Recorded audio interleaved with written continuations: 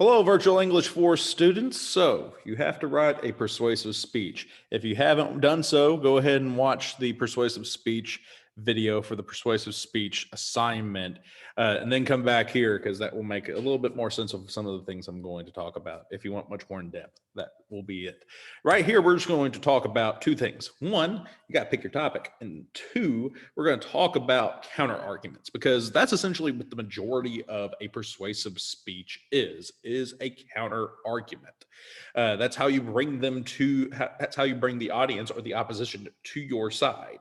Because if you're just talking to people that agree with you, you're not persuading anybody. You're just kind of reinforcing, you're preaching to the choir, you're reinforcing a worldview. What you're trying to do is convince people who disagree with you to come to your side, and you do that through counter arguments. And so here are a couple of ways that you can do a counter argument.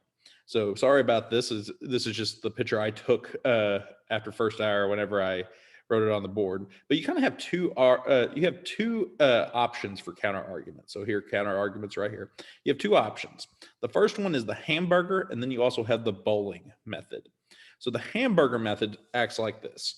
You start off and you take a stand, then you recognize your opposition, you recognize what your opposition believes, and then you counter the opposition.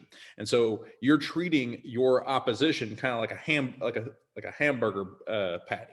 Your opinion and your counter argument sandwich the opposition. So you're kind of are completely encircling the opposition's point of view.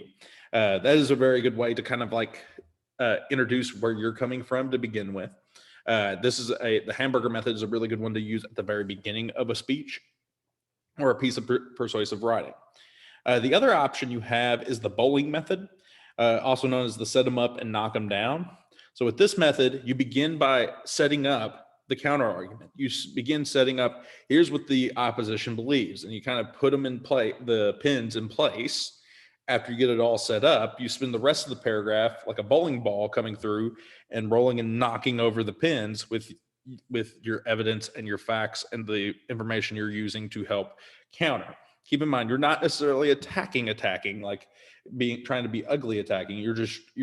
The goal is actually to kind of bring them over to your side. So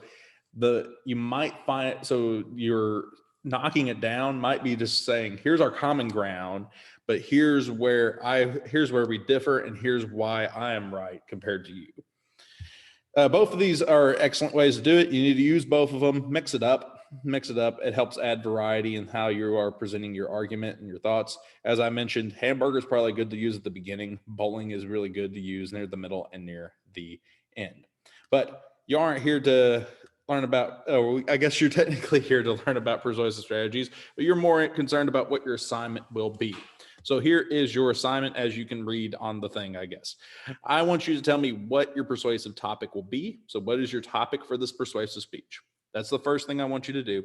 And then I want you to come up with at least 3 counter arguments that you are going to address during that speech. So 3 counter arguments that you're going to address in your persuasive speech. So what's your topic and what are 3 counter arguments?